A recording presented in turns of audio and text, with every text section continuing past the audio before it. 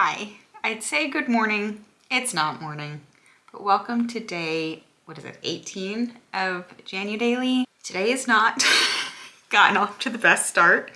So where do I even start? So you saw me make sourdough pancakes. They were delicious. I did mess up the recipe. I added too much milk. So then I had to counteract it by adding more flour and a little bit more salt, but I loved the texture of them. They came out super fat and fluffy, which was awesome. And I ate them with, I think I showed you guys, strawberries and chocolate chips just in between, like melted in between. It was so yummy. And shortly after, the toddler kept refusing his normal morning banana. And I was like, that's not a great sign. That's not a great sign. And sure enough, like the first week of school, is this how that typically goes? The first week of school, we've got a very sick toddler. So we have not gone anywhere. We haven't done anything. Any of the things that we were going to do today are on pause. And I think all of us are actually still in our pajamas, despite the fact that it is well into the afternoon. It's just, when your kid's sick, like it's just hard when your child's sick. And so we've been having a very low key, chill day. He's been in and out of sleep on the couch, and that's exactly what the kiddo needs. And I did take some time to get my She Reads Truth Bible set up. So I did order that. My friend Holly kind of talked me into ordering it. And I had a Bible. I have a Bible. It's a very basic Bible. And I've been looking to try to get back into it. I used to read the Bible every morning back in 2017, I think that was. 2017 through 2020. I think I had a pretty solid habit of reading a little bit in the Bible first thing in the morning. And I've heard a lot about the She Reads Truth Bibles. I wasn't really sure if it was necessary. They're on sale right now.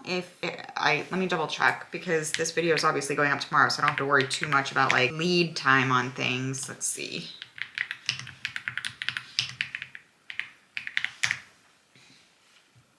Yeah, they're almost half off. Actually, they are half off at the moment. So definitely grab one if you're interested in one. The tabs I bought separately. I'll link them down below. Don't believe the reviews, because a lot of the reviews are saying that the stickers were really thin and easy to rip and you couldn't move them if you made a mistake. And I did not find that to be true at all. I placed several stickers and decided I wanted to move them for whatever reason, and I found them very easy to manipulate. They did not rip off the pages, and yeah, the stickers stayed intact. I think they look great. I got a whole kit. It was the book tabs, a set of light pens, and a set of light highlighters that are all supposed to be able to be used in the Bible. Maybe I'll test those out here in this video at some point, because honestly, there's not gonna be a lot to share today because we're focused on a sick kiddo. So I'm sure you can understand that, especially if you're a parent who's here.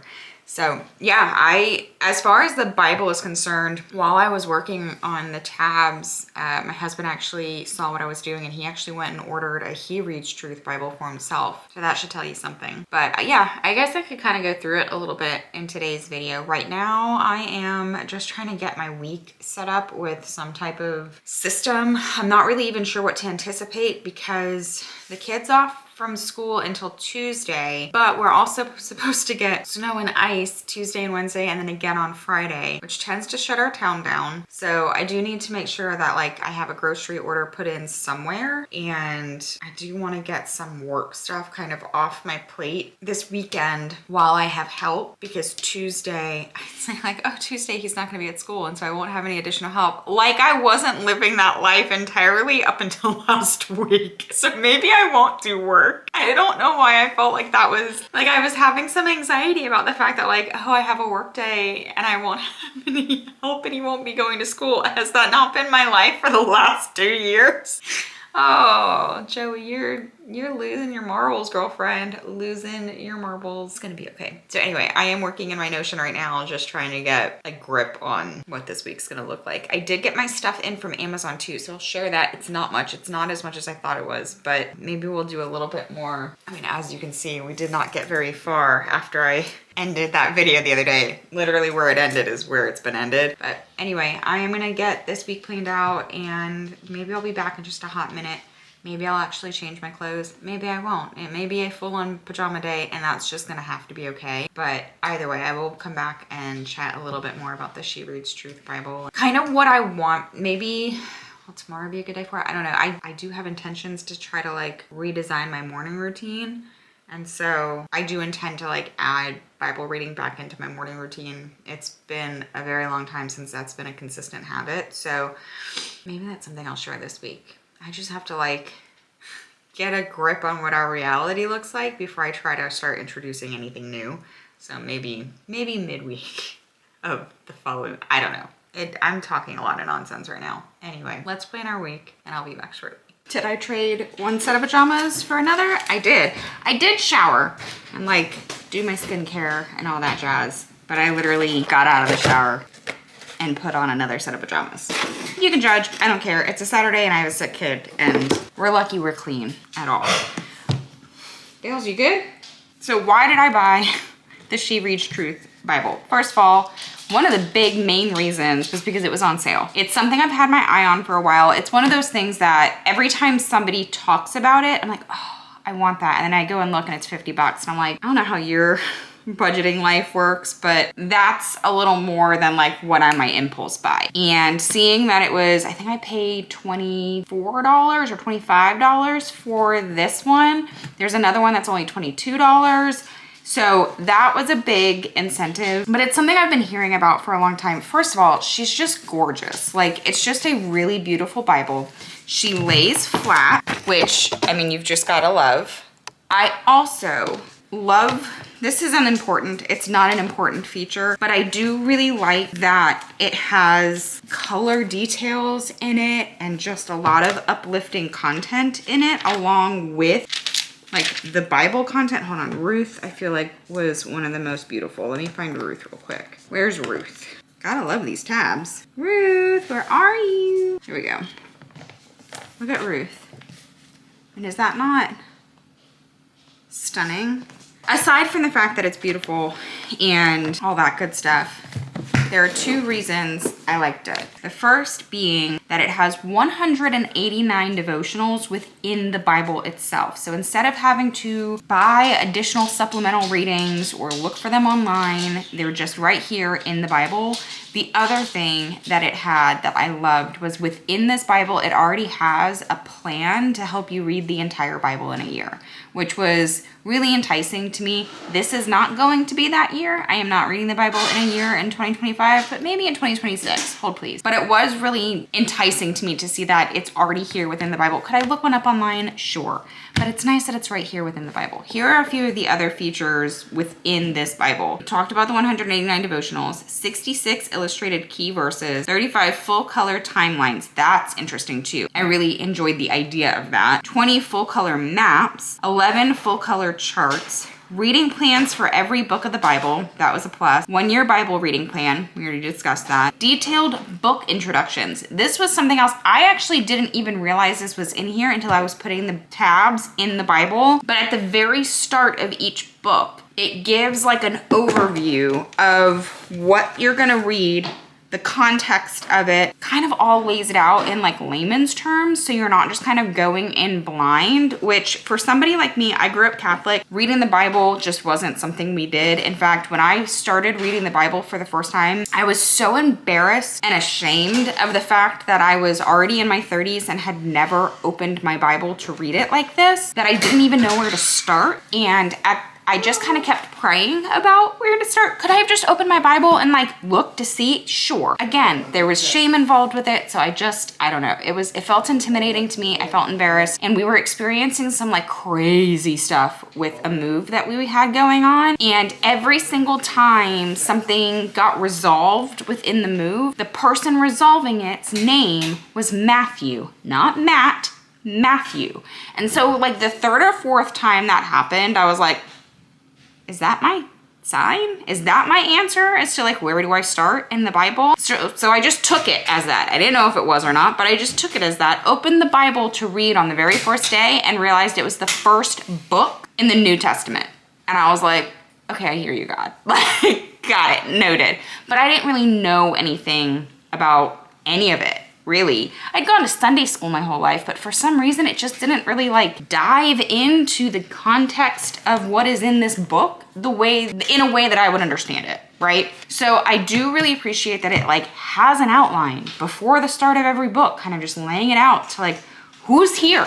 What are they doing? What are we experiencing? What's the context of what's happening? What's the timeline of it? What are the key messages? What's the mission and the purpose of this book? It's just really helpful to have that kind of information laid out, especially if you're new to the word. It also has key verse lists. It has carefully curated topical index, which is awesome. So for instance, in Proverbs, where's Proverbs? Where are we at? This was something I thought was really cool. You know how I could find Proverbs is, so in Proverbs, obviously there's a lot of instructions in Proverbs. They have it broken down to a guide to the themes within Proverbs. So each of these little bubbles is a different theme, and then underneath it is all of the like necessary content that will help guide you through any of these like situations. So we've got God, man, relationships, wealth, and world. And then like all within those contexts, there's different breakdowns. Like for instance, under God, it has blessings and curses, the commands of God, the fear of God, how God sees man. Like it breaks it all down. So it's truly just like, it's a Bible, but it also feels like a guide at the same time, which is really nice. It also has a Smith sewn binding, which we've talked about because it lays flat. Are you okay? Do you need a hand? Okay. Wide margins for journaling. That was something else that I really liked the idea of because I have not very small handwriting. And I see all these people like taking notes in their Bibles and I'm like, I have no room in my Bible to do that. So I do appreciate that the margins are very, very wide. Oh, are you okay? Everybody's getting hurt on this gate. What is going on? If you're curious about like the translation of it, this is a Christian Standard Bible, which I'd never had before. I've had, was it King James that we used to have? I think it's King. I've had King James. I think mine are King James. It's translated by more than 100 scholars from 17 denominations. The CSB features an optimal blend of accuracy and readability that's faithful for serious study and written with heart-stirring clarity, which to me sounded great because again, I can get lost in the verbiage, so lost in it that like, I know I'm reading what's on the page, but my brain is somewhere else because like it's lost me. So I do appreciate that there's a little bit more clarity in this as well. But again, she's just really pretty. She was very inexpensive. In fact, I think she was less expensive than the Bible I currently have, which is just a very basic Bible that I think we bought it in like a calendar store in the mall like 10 years ago. So that's why I got it. If it's something you're interested in, I'll have it linked down below. You bought a He Reads Truth, right? That's on its way here now. So I think it's just something good to have if it's something, like if it's been one of your like resolutions or one of your goals for the year to get a little bit more into the word. If you need that incentive, it's like buying the nice water bottle to drink more water. Do you need it? No. Is it gonna help incentivize you? Maybe. And if that's the reason, then that's enough reason, right? And also just to have a little bit more guidance and have this big thing feel a little less intimidating. So I'll have it linked below. So I figured I would test the pens that I got out with you guys because according to the reviews, they're not supposed to bleed through. I don't know how that's possible because Bible pages are very, very, very thin, but I'll have the brand linked down below. But again, I don't have any like opinion on them yet because I've not tried them in the Bible yet. But if I've got this blank page right here, so I'm just gonna do a like little sample of each color. Buddy, what's up, man? Sorry for the cat screaming in the background. Can you guys see? There we go.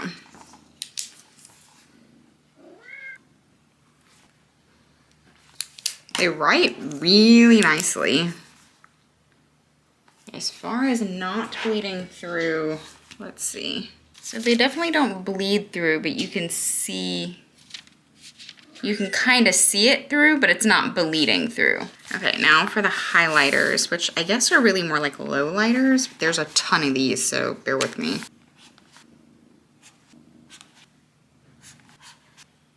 I will be very curious to see if there's any bleeding with these because I've yet to find highlighters that don't bleed through. I have like these jelly ones that don't technically bleed through, but they also aren't like highlighters. And if it's a warm day, the jelly like sticks the pages together, which is not ideal. They are really nice colors though.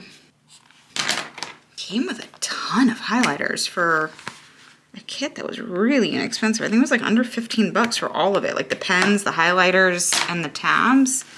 Here are all the colors. Pages do look a little wet, so we're gonna see. Wow, it really didn't bleed through. I mean, you can see the color, but it didn't bleed through. You know the difference between like obviously you can see the text, but you can also see the text of the print on the other side here because the pages are just that thin. So they really didn't bleed through. That's pretty impressive. Okay, well, it's nice to know. And I'll definitely be using these for my note taking and like all that kind of stuff. And I'll definitely link them down below. I didn't really want to do that if they didn't do what they claimed, although you could always use them for something else. You don't necessarily need to use them for a Bible, but these claim to be Bible tested, meant to be used for a Bible. So it was important to me that they actually lived up to their claim, and I would say that they did. They didn't show through any more than the actual typed text does on the page. So I'll call that a win. All right, this is aggressively large, but it was either this or a mason jar that I just was not entirely sure would be large enough because I do want to make 2 loaves. It's my first time. I'd rather have more than enough starter than not enough. So supposedly the trick is that I'm gonna put some starter in here, obviously discard the rest. I think I'm gonna do 2 cups of flour and 2 cups of water with my starter. I'll let it do its thing. And then sometime tomorrow morning after 12 hours, hopefully it will have peaked. I'm not entirely sure if it will have or not, but at that point I should be able to start the loaf baking process. Not baking, but like the loaf making, because obviously then there's like stages to this. So let's get some starter in there.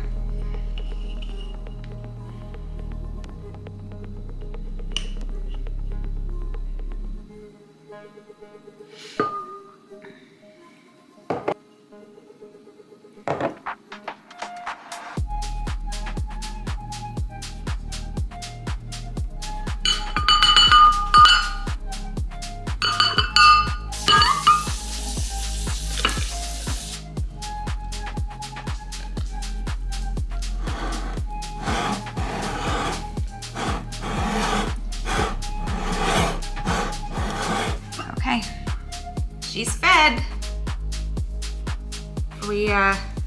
Freddie has a sound sleep tonight and does her job. And tomorrow morning we can get to moving on and making our first sourdough, which will be very exciting, provided it works out. I have a feeling it may not. It's okay if it doesn't. You live, you learn, you test, you change, you try new things. It all works for the best, right? Anyway, with that, I'm gonna go ahead and end this video here. Thank you guys so much for hanging out with me today. I hope that your littles are all very healthy and are not in a stage of life where they're licking every surface they come in contact with, which is guaranteed the reason why my son is sick today. In fact, I tried to use it as a teachable moment without shaming him too much and being like, you know what? Remember yesterday mommy was saying like maybe we keep our tongue in our mouth because then if you lick things, you'll get germs, you'll get sick, and you can't go to school if you're sick. And he really likes school, which I'm so grateful for. And he was like, yeah. I'm like, let's keep our tongue in our mouth. Let's keep our tongue in our mouth. This is what we get for allowing our son to be raised by a golden retriever. It's not ideal. It's not ideal. It's okay. But anyway, I hope your littles are well and that they are not licking every surface they come in contact with. And yeah, I'm excited for tomorrow's video. Hopefully it's not a fail.